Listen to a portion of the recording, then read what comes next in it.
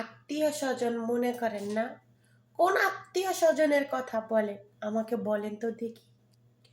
যেই আত্মীয় স্বজন আপনি যতক্ষণ দিতে পারবেন, আপনাকে প্রয়োজন পড়বে, এই আত্মীয় স্বজন আপনাকে ভালোবাসবে।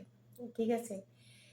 ওই আত্মীয় স্বজন আপনার কাছে থেকে প্রয়োজন পড়বে না, তো আপনাকে কেউ ভালোবাসবে না।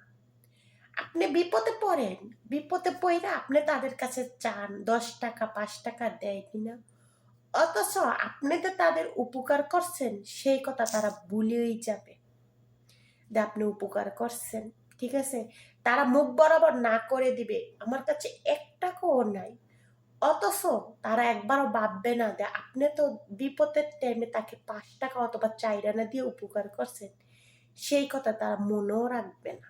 ঠিক আছে? তো ওইসব আত্মীয় স্বজনের কাছ থেকে দূরে থাকেন, এটি মনে রেখেন, মাথায় রেখেন।